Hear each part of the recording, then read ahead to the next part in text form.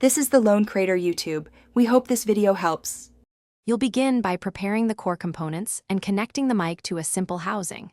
First, cut a hole in the bottom of one cup large enough for the mic. Once done, thread the mic wires through and secure with tape so the element sits centered. Make sure to strip about 1/4 inch of insulation from each wire and tin or twist the strands to prevent fraying. Test the mic briefly on your phone to confirm signal before sealing the cup.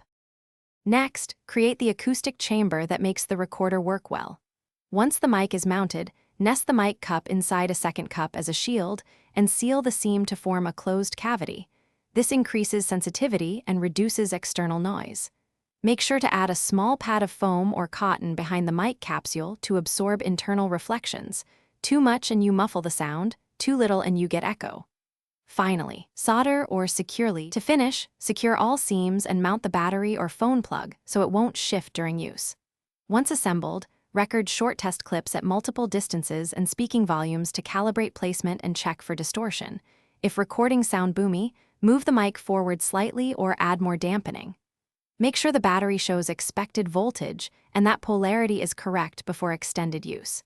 If you get a weak signal, check solder joints, re-tin exposed wires, and reseal any air leaks to restore sensitivity.